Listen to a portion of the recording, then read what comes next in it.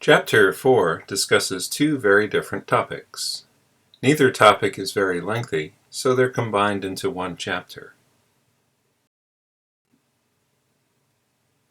A pressure vessel is any closed container capable of holding a liquid, a gas, or a mixture of the two under pressure.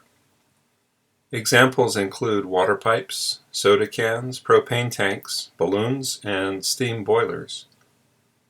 Drain pipes are not pressure vessels because they don't operate under pressure. The upper pipe in the diagram has an internal pressure, lowercase p. It's a thick-walled pipe, and the stress in the pipe wall is greater on the inside surface than it is on the outside surface.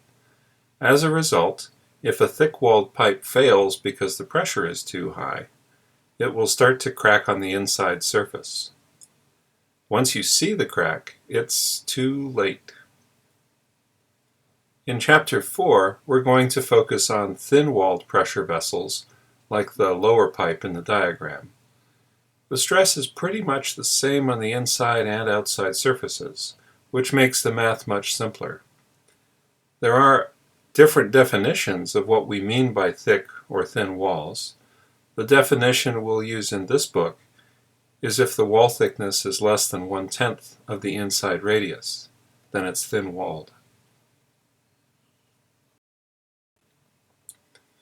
Let's imagine we can slice a pressurized pipe along its length, maintaining the pressure in the fluid. Obviously, you can't do this in real life, but we're just pretending. It's a thought experiment. If we do this, then pressure is pushing against the existing fluid from the fluid we've cut away. This pressure acts on an area of diameter times length, so the force it exerts is P times d sub I times L. A free body diagram shows that this force must have an equal and opposite resisting force, which is in the walls of the pipe. The cross-sectional area of the pipe where this force is acting is the wall thickness times the length of the pipe, but there are two walls, so the area is 2 times T times L. Therefore, the stress in the walls of the pipe is the force divided by this area. Stress acting in the hoop direction around the circumference of the pipe is P d sub I over 2T.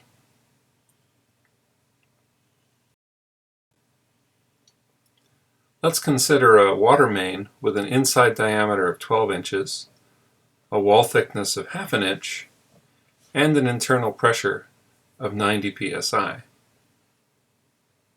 The inside radius is 6 inches, so if we divide it by 10, we get 0.6 inches. Since the wall thickness is less than Ri over 10, it's a thin-walled pipe. The hoop stress works out to 1080 psi. We can then compare this value with the allowable stress of the pipe material.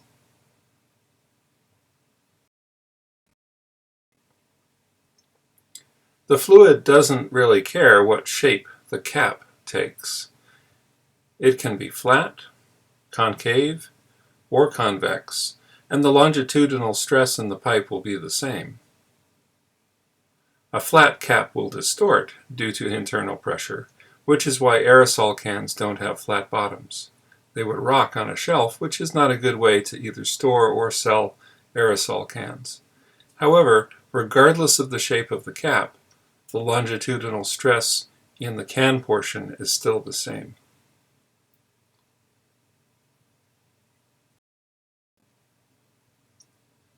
We have two equations for the stress in the walls of a pressure vessel.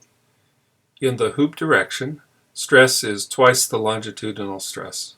So for pipes, we need to calculate hoop stress.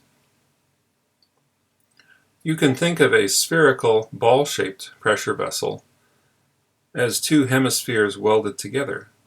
The stress keeping them together is longitudinal stress. Spherical tanks are widely used in the petroleum industry because the stress is half that of a cylindrical tank, so you need half as much steel.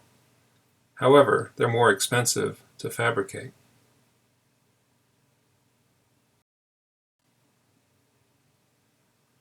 Steel tanks used to be riveted together, but since the 1940s they've been welded.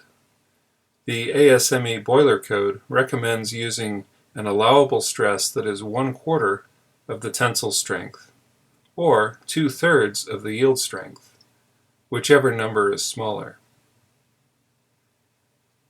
Any welded joint may be some fraction of the strength of the steel around it.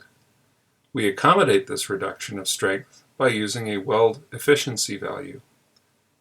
Let's see how this works in an example problem.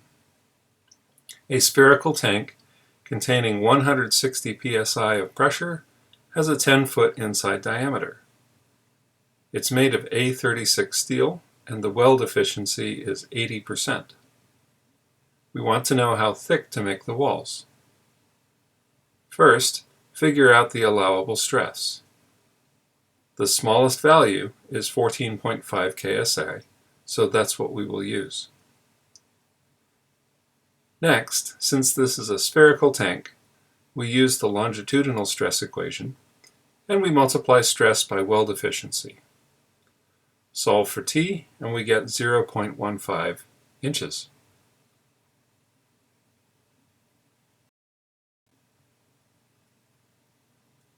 The second topic in this chapter is stress concentrations. If you pull a solid bar of material in tension, the stress that builds up in the material is uniform across the width of the bar. If we introduce a small hole in the bar, the stress won't be uniform. Instead, it will be highest adjacent to the hole. Some of the early jet aircraft disasters occurred because of stress concentrations that developed at rivet holes, so this is a real issue in mechanical and structural parts. When you tear perforated paper, it tends to tear along the perforation because tiny holes act as stress concentration sites.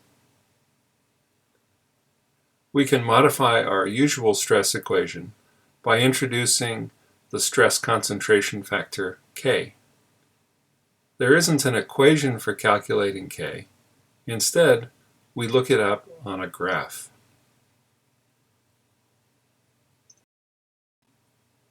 Here's an example problem. We have a 3-inch by 1/2 inch bar with a 1/4 inch diameter hole in the center. It's under a tensile load of 1,000 pounds.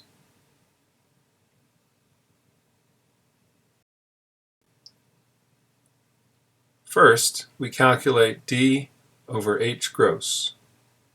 We need this number for the graph.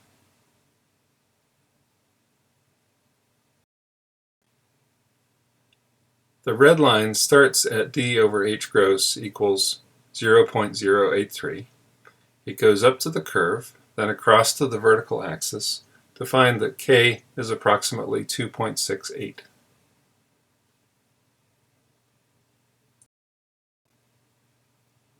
Next, we need the net cross-sectional area of the bar.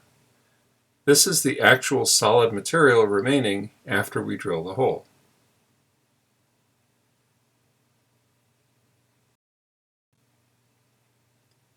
Finally, we calculate the maximum stress.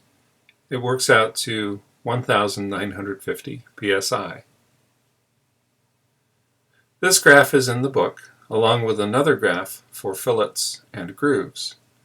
The method is pretty much the same, except the horizontal axis is r over h net for fillets and grooves.